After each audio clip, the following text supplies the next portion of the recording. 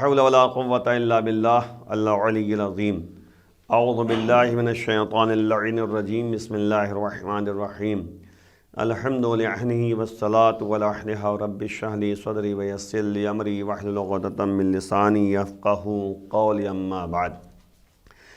عزیزان گرامی، یہ 14واں درس ہے جس میں آپ کے سامنے آیتوں کی تفسیر پیش کی جا رہی ہے سورہ کہف کی۔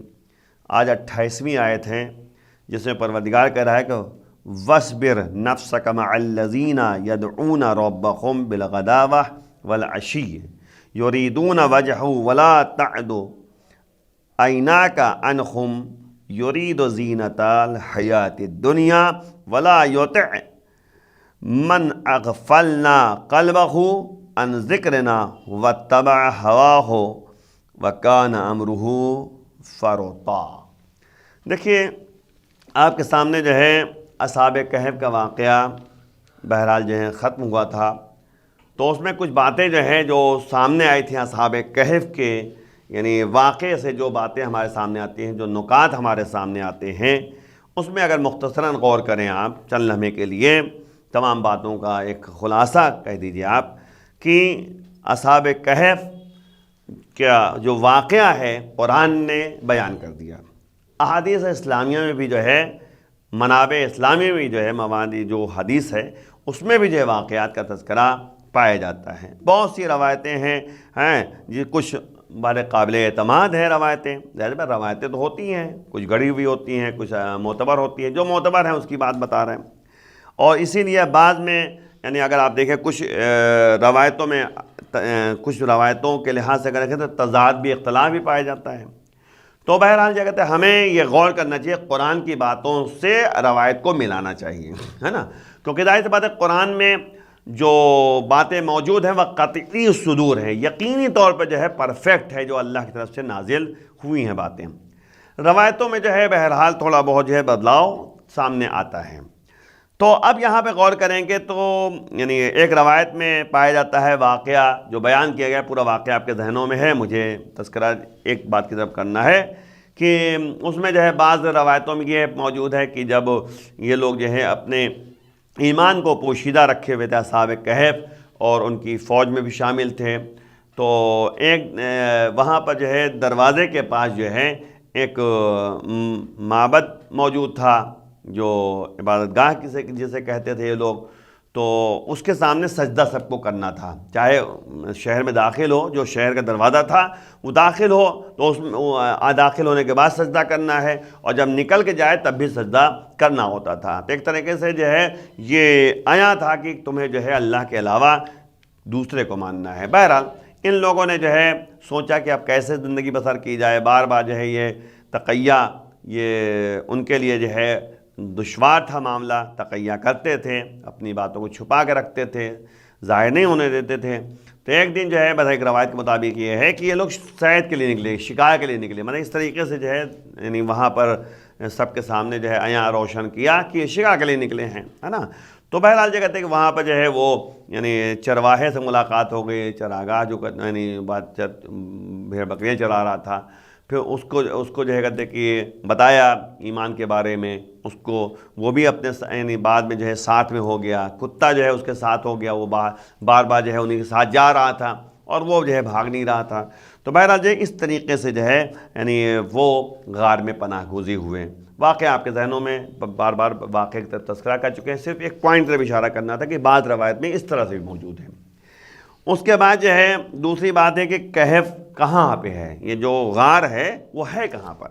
تو اس کے لیے بہرحال جو ہے مختلف جو ہے باتیں سامنے آئی ہیں۔ پہلی بات یہ ہے کہ یہ حادثہ، یہ واقعہ جو ہے افسوس ایک شہر کا نام ہے، اس میں واقع ہے، اور یہ غار اسی کے نزدیک ہے۔ اور اس شہر کی ویرانگی جو ہے، جو شہر کی ویرانگی تھی، ویرانہ ہو گیا تھا شہر نا، ویران کھنڈر پڑ گیا تھا، شہر پورا کھنڈر ہو گیا تھا، ویرانہ ہو گیا تھا، ویرانگی پائی جاتی تھی۔ تو اگر آپ دیکھیں تو ازمیر کے نام کا جو ہے ایک مطلب ایک بستی ہے جو ترکیے میں ہے نا، اور اس میں جو ہے دیکھا جا سکتا ہے کہ وہاں پر جو ہے یعنی یہ ویرانگی پائی جاتی ہے۔ اور ایاسولوک کے ایک قریہ ہے، اس کے کنارے پر ایک پہاڑ ہے جس کا نام جو ہے ینائے داغ، یہ جو ہے کہتے ہیں کہ پہاڑ کا نام ہے، اس میں جو ہے بہرحال غار پایا جاتا ہے، اس میں بھی جو ہے کہتے ہیں کہ وہ جو افسوس نام کا جو ہے جو یعنی شہر تھا اس کے قریب ہیں۔ تو اس لحاظ سے مختلف باتیں جو ہیں سامنے آتی ہیں۔ جو دوسری بات یہ ہے کہ یہ غار ہے جو اردن کے پائے تخت ہے نا، وہ شہر عمان جو ہے اس میں رجیت نام کے جو ہے گاؤں کے نزدیک واقع ہیں۔ تو بہرحال جو ہے مختلف جو ہے اقوال ہیں کہ کہف جو ہے کہاں پر ہے، وہ غار کہاں پر ہے۔ اور تیسری بات اگر آپ غور کریں تو تربیتی پہلو ہمارے سامنے نظر آتے ہیں اس واقعے کے ذریعے۔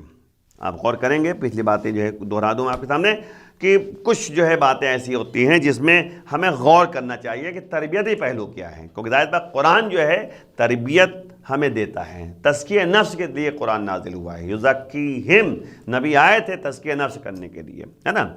تربیتی پہلو ہے، ہر آیت میں کوئی نہ کوئی تربیت جو ہے ہمارے لیے ہے، ہمیں سبق سیکھنا ہے، اسی لیے کہا گیا قرآن کو پڑھو تو سمجھ کے پڑھو۔ تو بہرحال قرآن ماہ رمضان میں نازل ہوا، تو ماہ رمضان میں تھے تفسیر قرآن کے عنوان سے قرآن کے مفاہیم کو آپ کے سامنے پیش کیا جاتا ہے چند لمحوں میں، تاکہ کچھ نہ کچھ باتیں ہمارے ذہنوں تک رہیں۔ دیکھیں پہلی بات ہے کہ تقلید کے باندھ کو توڑنا۔ تو اصحاب کہف نے جو ہے تقلید کے باندھ کو توڑ دیا۔ اچھا تقلید جو ہے دو طریقے کا ہے، تقلید جو ہے دو طریقے کی ہے، ایک تقلید جو ہے حق کی تقلید کرنا ہے، اور ایک تقلید جو ہے باطل کی کرنی ہے۔ یاد رکھیے گا، یعنی یہ اس سے مراد یہ نہ لیا جائے کہ تقلید جو ہے کہتے ہیں کہ ہم تقلید کے بارے میں جو بتا رہے ہیں وہ حدیث کے مطابق ہیں، اس کو غور کریں گے۔ تقلید جو اہل بیت نے ہمیں بتایا ہے کہ تم جو ہے جو عالم دورہ ہیں، جو مجتہد ہیں، ان کی تم تقلید کرو، ان کا کہنا مانو، کیوں ظاہر سی بات ہے کہ انسان جو ہے جو اعمال کر رہا ہے، جو نمازیں پڑھ رہا ہے، جو روزہ رکھ رہا ہے، جو خمس ادا کر رہا ہے، جو احکام جو ہے کہتے ہیں عمل میں لے کے آ رہا ہے، اس میں بہرحال غور کرنے کی بات ہے نا۔ غور کی طلب بات یہ ہے کہ آخر جو ہے یہ اعمال جو ہم انجام دے رہے ہیں اس کا معیار کیا ہے۔ تو بہرحال تقلید کریں گے تبھی تو ذہن میں بات آئے گی کہ ہم جو ہے ان کے فتوے کے مطابق عمل کر رہے ہیں۔ بھائی قرآن میں جو ہے باتوں کو سمجھنا ہر ایک کے بس کی بات نہیں ہوتی، اہل بیت نے ہمیں سمجھایا، علماء نے ہمیں سمجھایا، اسی لحاظ سے ہم قرآن کی باتوں کو سمجھ رہے ہیں۔ روایتیں جو پائی جاتی ہیں، روایتوں میں غور کرنے کی بات ہے، کچھ روایتیں ہمارے قابل اعتماد ہیں، کچھ ہمارے لیے قابل اعتماد نہیں ہیں۔ تو اب یہ علماء ہیں جو کہتے ہیں کہ پرکھیں گے اور پرکھنے کے بعد بتائیں گے یہ روایت صحیح ہے، یہ روایت قابل اعتماد ہے، یہ قابل عمل ہے۔ تو اب مسئلہ یہ ہے کہ تقلید جو ہے، جو یہاں پر تقلید کی مخالفت کی بات ہو رہی ہے، وہ جو باپ دادا ہم کرتے چلے آئے ہیں اس پہ ہم چلیں گے، جو قرآن نے اس کی مذمت کی ہے۔ یہ عقیدے کے مطابق ہوتا ہے۔ عقائد جو ہے عقل سے اس کا تعلق ہے، اعمال کا تعلق تقلید سے ہے، اصول دین اور فروع دین، دین کی جڑیں جو ہے وہ عقل سے تعلق ہے، اس میں تقلید تو ہی نہ ہے۔ کیا آپ جو ہے کہتے ہیں کہ اللہ کو ایک مانتے ہیں تو ہم بھی اللہ کو مانتے ہیں؟ ایسا نہیں ہے۔ ہم سوچیں، عقل سے سوچیں کہ اللہ وحدہ لا شریک ہے یا بھی یہ نہیں ہے، اللہ جو ہے دنیا میں حاکم ہے یا نہیں ہے، دنیا اور آخرت کا مالک ہے یا نہیں ہے، رب العالمین ہے یا نہیں ہے، وہ ایاک نعبد و ایاک نستعین جو ہم سورہ حمد میں پڑھتے ہیں کہ پروردگار تو ہی ہے، تیری ہی ہم عبادت کرتے ہیں، تو سے ہی مدد طلب کرتے ہیں۔ تو یہ جو وحدہ لا شریک کی بات ہے وہ صرف اور صرف عقل سے تعلق ہے، سوچے انسان ایک لمحے کے لیے۔ تو وہی مسئلہ ہے کہ اس میں تقلید کی بات ہو رہی ہے، لیکن فروع دین جو نماز ہے، روزہ ہے، خمس ہے، حج ہے، زکوٰۃ ہے، یہ سب جو ہے تقلید کے بغیر نہیں ہے۔ اب حج کے اعمال ہیں، آپ اپنے منمانی نہیں کر سکتے، وہ ہمیں مجتہد بتائیں گے، ہمیں عالم دورہ بتائیں گے کہ ہمیں اعمال کس طرح انجام دینا ہے، کب کفارہ واجب ہوگا، کب کفارہ واجب نہیں ہوگا، یہ سب ہم لوگ نہیں جانتے ہیں۔ نماز کیسے پڑھنی ہے ہمیں نہیں پتہ ہے، نماز کا طریقہ طور طریقہ اہل بیت نے بتایا، علماء کی طرف سے ہم تک پہنچی یہ باتیں۔ تو بہرحال جو ہے کہتے کہ یعنی ہر جگہ پر یہ نہیں ہے، بس تقلید جو ہے بہت ضروری اس لحاظ سے ہے کہ ہم احکام کو صحیح کر سکیں۔ روز قیامت اگر پوچھا جائے کہ تم نے یہ نماز کیسے پڑھی، ہم کہتے ہیں کہ فلاں عالم دورہ کا فتویٰ تھا اس لیے پڑھ دی، ختم، بات ختم، فنش۔ اب ہمیں جو کہتے ہیں کہ وہاں، لیکن عقائد میں بہرحال عقل کا استعمال کرنا ہے، قرآن کی باتوں کو پیش نظر رکھنا ہے، اہل بیت کی باتوں کو پیش نظر رکھنا ہے، تب عقیدے کو مضبوط کرنا ہے۔ اسی لیے اصول دین کی جڑیں 5 ہیں۔ توحید، عدل، نبوت، امامت اور قیامت، ان پانچوں کے بارے میں عقل سے پختگی پیدا کرنا ہے۔ دوسری بات، ہجرت، حفظ ایمان کے لیے انہوں نے جو ہے اپنے وطن کو چھوڑ دیا اور چلے گئے کہاں پر؟ غار میں پناہ گزے ہوئے، اللہ کے لیے انہوں نے یہ کام انجام دیا۔ تیسری بات جو ہے جو سامنے آتی ہے وہ تقیہ ہے۔ تقیہ یہ ہے کہ اپنے ایمان، اپنے عقیدے کو باقی رکھنے کے لیے انہوں نے اظہار نہیں کیا تھا ان کے درمیان، جب موقع ملا تب انہوں نے اظہار کیا۔ تو موقع و محل دیکھ کر جو ہے اسلام نے کہا ہے کہ کام کو انجام دینا چاہیے، جس سے اپنا ایمان، اپنا عقیدہ باقی رہے۔ اور دوسری بات، تیسری بات جو سامنے آتی، چوتھی بات، عدم تفاوت۔ وہ اہل ایمان تھے، اللہ والے تھے اصحاب کہف، لیکن اگر چرواہا ساتھ ہو گیا، چوپان ساتھ ہو گیا ہیں، تو یہ نہیں کہا کہ تم تو وہ ہو، ہم جا رہے ہیں، ہم تو کہتے کہ ہمیں منزلت ملی تھی، ہم جو ہے کہتے کہ فلاں پوسٹ ہمیں پاس تھی، ہم وزیر تھے اور یہ تھے وہ تھے، ہم تمہیں ساتھ نہیں، ایسا نہیں، یہ تفاوت نہیں ہے۔ اصل میں ایمان کی بات ہے، ایمان والے اگر ہے کوئی تو اس کی جو ہے بہرحال باتوں کو پیش نظر رکھنا چاہیے، اور وہ جو ہے اس میں ذرہ برابر جو ہے یعنی تفاوت پیدا نہیں ہونا چاہیے، فرق پیدا نہیں ہونا چاہیے۔ اور دوسری جو پانچویں بات ہمارے سامنے نظر آتی ہے وہ امداد، مدد، اللہ کی طرف سے غیبی مدد۔ ظاہر بھائی بہت بڑی بات ہے، جب دقیانوس اپنے یعنی اللہ لشکر کے ساتھ غار کے پاس پہنچا تھا، جب پتہ چلا غار میں چھپے ہوئے ہیں، تو اس کے بعد ان کے لشکر کے افراد غار کے اندر گئے تھے، الٹے پاؤں جو ہے وحشت ناک منظر دیکھ کر بھاگتے ہوئے نظر آئے تھے۔ پھر بعد میں دقیانوس بھی اپنے چند ساتھیوں کے ساتھ اندر داخل ہوا تھا، وہ بھی وحشت ناک منظر دیکھ کر جو ہے وہاں سے بھاگا۔ یہ سب اللہ کی طرف سے امداد ہے، اللہ ان کے دہشت پیدا کر دیا، رعب دبدبہ پیدا کر دیا، وہ بھاگے۔ آخر میں یہ ہوا کہ اس کو جو ہے یعنی جو دہانہ ہے غار کا اس کو چن دیا جائے تاکہ وہی جو ہے وہ وہاں پہ مر جائیں، اور اس کے بعد سب کے نام جو ہے تختی پہ لگا کے وہاں پہ لگا دیا گیا تاکہ جو ہے سب کے نام جو ہے کندہ رہیں۔ یہ دقیانوس کے حکم سے کیا گیا تھا، اور اس کے بعد پہرے دار بیٹھا دیے گئے تھے۔ لیکن بہرحال پروردگار نے جو ہے 309 سال جو ہے ان کو جو ہے یہ سلا کر اور پھر یعنی اٹھایا، اور پھر جو ہے نیند کو جو ہے یعنی بیدار کیا، نیند سے بیدار کیا۔ یہ بہرحال اللہ کی مدد ہے، اور تعجب آور مدد ہے، شگفت انگیز مدد ہے، عجیب و غریب مدد ہے۔ انسان کی عقل جو ہے سوچے تو بہرحال جو ہے سوچتے میں مجبور ہو جائے گا کہ آخر کیسے یہ ہو سکتا ہے، لیکن بہرحال اللہ کے ہاتھ میں سب کچھ ہے، اللہ قدرت رکھتا ہے۔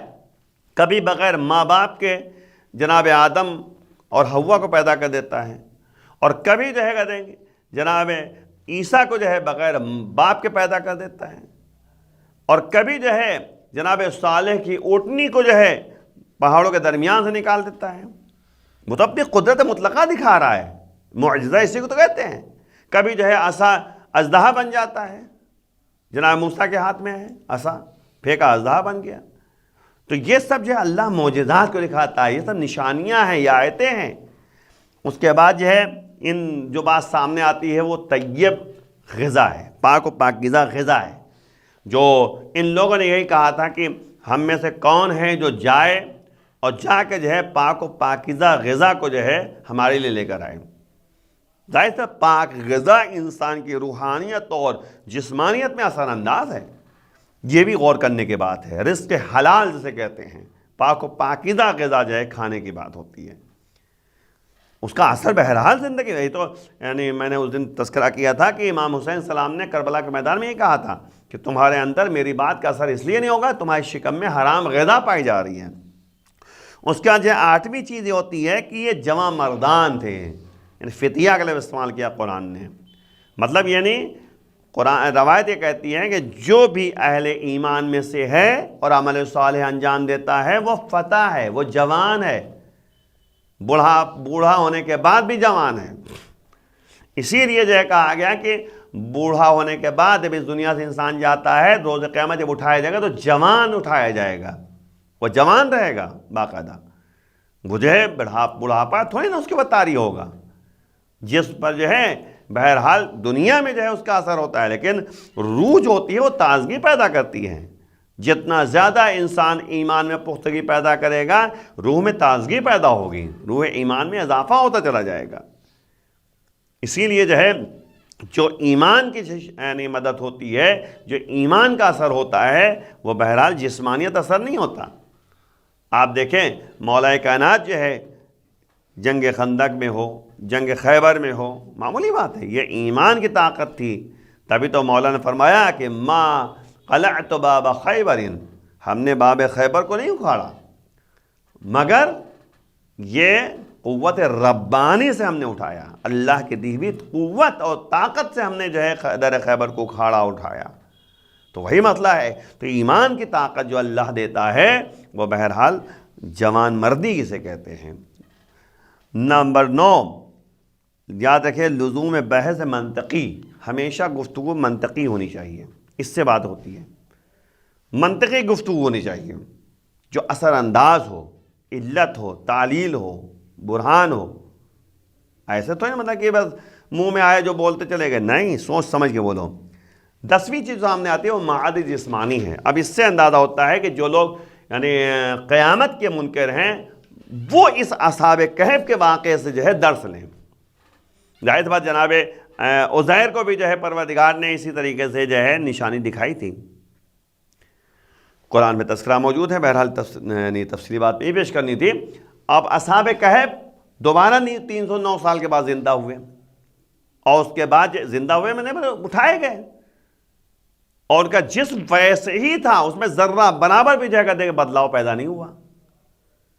جبکہ جو ہے ان کے پوتے جو تھے جب وہ گئے تھے وہاں پر اپنے گھر، تو ان کا پوتا جو ہے کہتے کہ ظاہر سی بات ہے کہ وہ داڑھی سفید ہیں، بال سفید، لیکن ان کی جو ہے کہتے کہ داڑھی جو ہے کالی تھی، یعنی ویسے ہی جیسے ہی جو ہے سوئے تھے ویسے ہی جو اٹھے 309 سال کے بعد بھی۔